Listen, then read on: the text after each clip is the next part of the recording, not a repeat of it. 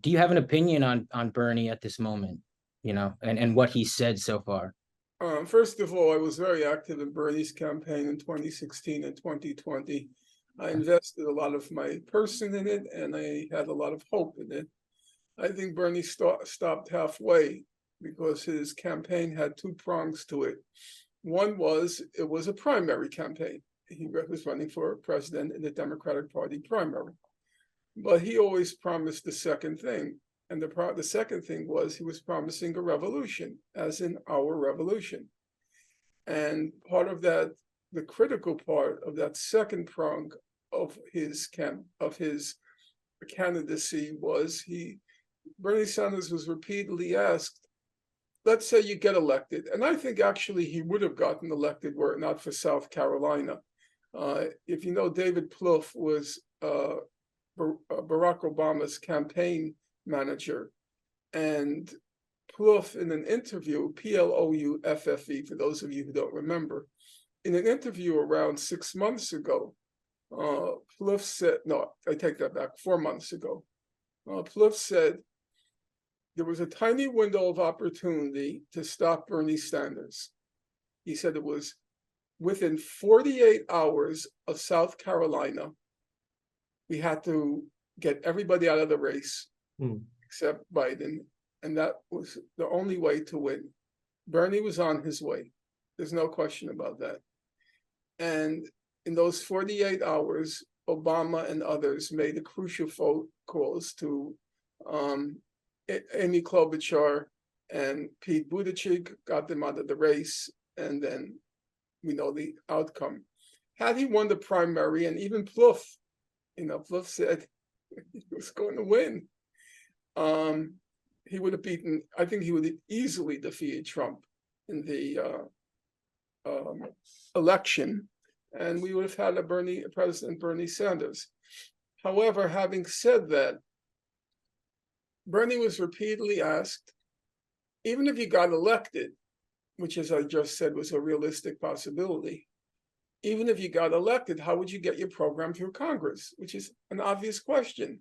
How would you get it through? And Bernie always had one answer. We have to bring people out into the street. That's the only way you can push through any plank in my program. And that, to me, was the correct answer. There was no way except mass pressure from below to get the program through. So there were two aspects to the Bernie campaign. There was the primary, but there was also what he called the book he wrote, Our Revolution, about mobilizing masses of people in order to push through his program. Just like the New Deal required organizing the CIO, organizing the working class to push it through. Well, what happened? First, he endorsed Biden, which I can understand. I can disagree, but I can understand it. But that's not the problem. The problem was once Biden got elected, Bernie had two choices. Choice number one was to do what he said he was going to do. Biden is elected. We know Biden is not going to push through my plan, my planks of my plan. So I'm going to bring people into the street to pressure Biden. That was option number one. Bernie chose option number two. Option number two was to stay close to Biden and have his ear, so to speak, his left ear. Tell him you should do this, you should do that. Because Bernie realized you couldn't do both. If he called people in the street, Biden, Schumer, Pelosi, they would just eat him up. What the F are you doing with bringing all these people to Washington? You can imagine Biden. You're trying to pressure me. You're trying to force me. I'm the president of the United States. Right. But Bernie knew it was one or the other. It's like doing our own little January 6th, kind of. Yes, actually, yes. Yeah. And so he knew it was one or the other, and he chose Biden's ear. And at that point, the prospects for pushing through any of the planks in his program were drastically reduced. Some things were accomplished. We should be honest about that. There were some things that were accomplished, but was it our revolution? No, it was not. Now, that brings us to the relevance right now. If you watch Bernie's statements that he's been issuing since October 7th, he's been 6 degrees to the left of Biden. He started out on October 7th or 8th, probably October 8th. He started out, those Hamas horrible creatures, we've got to destroy them. Israel has the right to destroy them.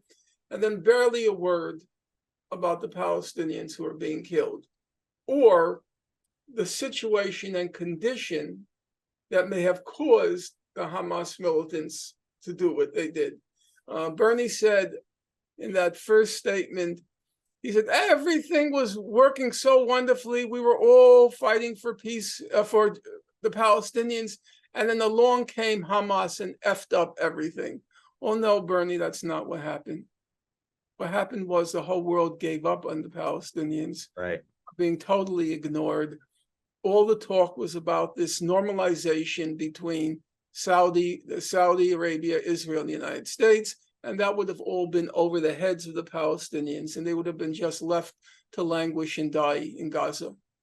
So, and then if you follow it closely, when Biden started to talk about, he said, Israel has to fight the war according to international law. Then Bernie moves 6 more degrees to the left of Biden. Now Biden is saying there's a humanitarian crisis in Gaza. Now Bernie moves again 6 degrees to the left.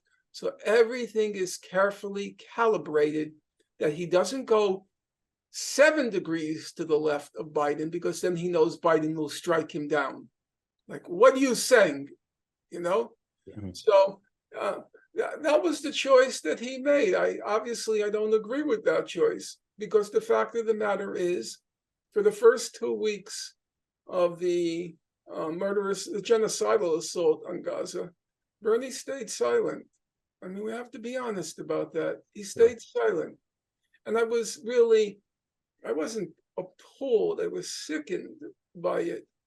And now he gave a speech yesterday in which he's talking about the humanitarian crisis, which, of course, I'm glad he's saying that. But you understand, at the same time, Blinken is talking about humanitarian pauses. Everything is just very carefully calibrated. And frankly, there's just a real element of cynicism to it.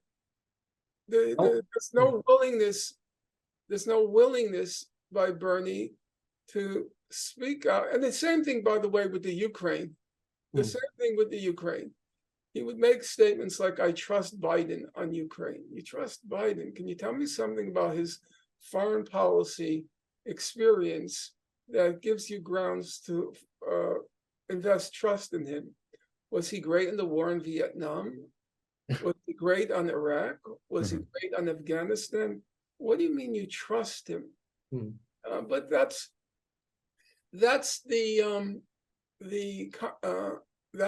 the decision Bernie made. In order to keep Biden's ear, he couldn't be more than 6 degrees to the left of him.